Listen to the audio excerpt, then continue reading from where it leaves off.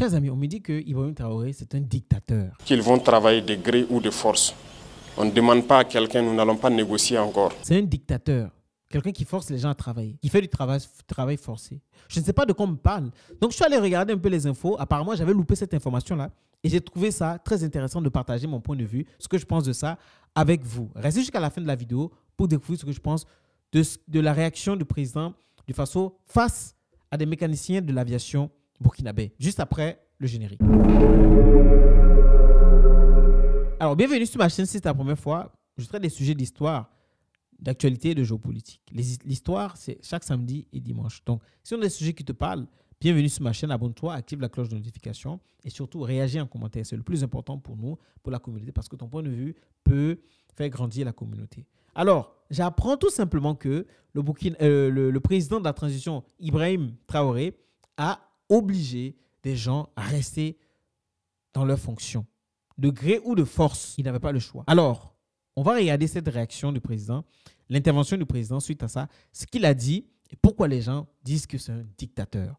Regardons ensemble. Les trois déposent une demande de démission. Il y a des Burkinabés qui manquent de patriotisme. Nous avons tous suivi les efforts qui ont été faits pour pouvoir acquérir un nouvel avion la dernière fois. Et j'étais obligé de recevoir la semaine passée 2 mécaniciens de la compagnie qui, dès l'arrivée de l'avion le 2 du mois dernier, le 3 dépose une demande de démission. Et un dépose la demande de démission le 3 pour prendre effet le 4 et l'autre prenait effet donc le 31 octobre.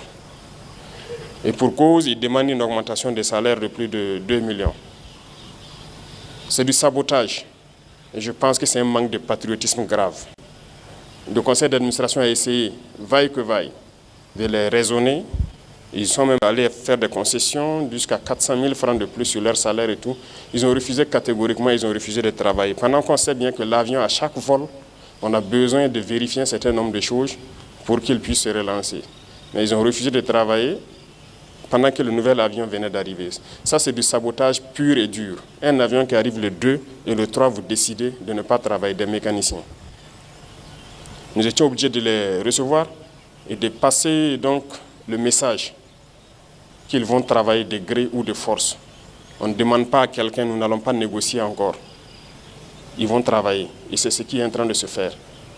À l'armée de l'air, il y a des mécaniciens qui ne touchent pas ce qu'eux ils touchent, mais qui se sacrifient jour et nuit pour que les appareils soient en vol pour pouvoir soutenir les forces combattantes. Ils n'ont jamais réclamé un franc de plus. Donc ce sont des genres d'esprits que nous sommes en train de combattre. Et c'est pourquoi j'ai dit faire une révolution, ce sont des défis. Et tous les jours... Vous entendez ce qui se passe? C'est incroyable, hein?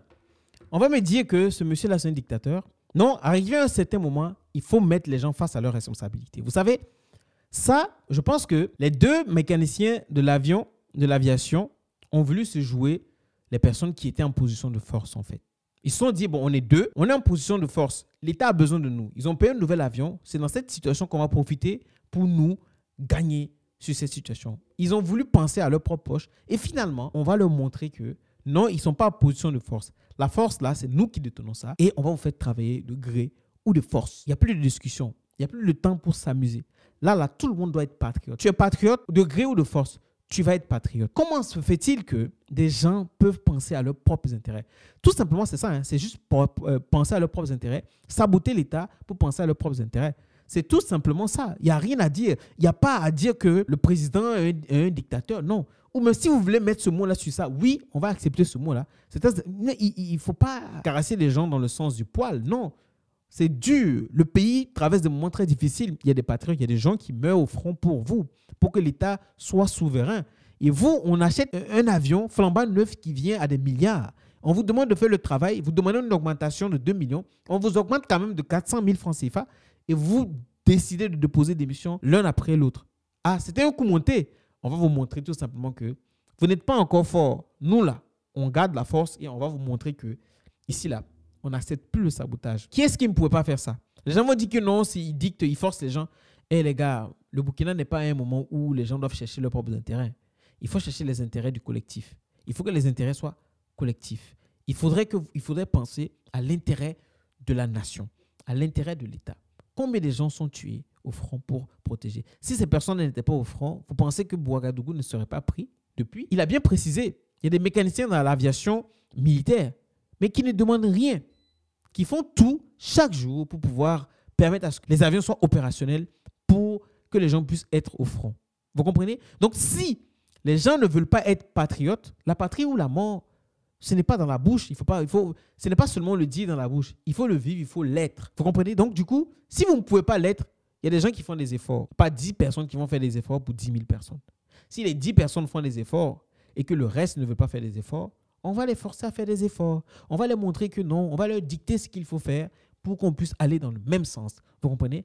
Là, il n'y a plus de temps à jouer. On ne peut plus caresser les gens dans le sens du poil. Et je pense que si vous étiez à sa place, vous auriez fait pareil. Pendant qu'il y a des gens qui ne dorment pas jour et nuit. Vous pensez que lui, il dort? Vous pensez que les gars là dorment? Non. Les gens qui sont au front, vous pensez qu'ils vont dormir? Ben non. Ils ont pour devoir de protéger les Burkinabés. Ils ont pour devoir de rehausser le niveau économique et social du pays. Et ils sont en guerre. Et pendant les crises de guerre, vous voulez qu'on vous donne de l'argent? Mais mon vieux, vous êtes content, hein? Ça, la même. J'espère juste qu'ils travaillent de gré et de force et que les 400 000, on ne leur a pas augmenté. Si on leur a augmenté, ils auront la chance. Mais sinon, moi, vous travaillez votre salaire, on garde ça comme ça. Ça veut dire quoi ça? Bref, je ne sais pas ce que vous pensez de cette situation, mais moi, je trouve que c'est très bien.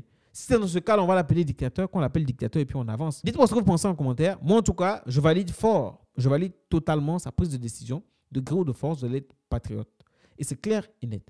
Donc, dites-moi en commentaire ce que vous pensez de cette décision. Est-ce que pour vous, c'est un dictateur ou est-ce que pour vous, ce n'est pas un dictateur et qu'il fait les choses dans la règle de l'art, comme ça doit se faire? Je vous lis en commentaire. On se dit à la prochaine. Salut.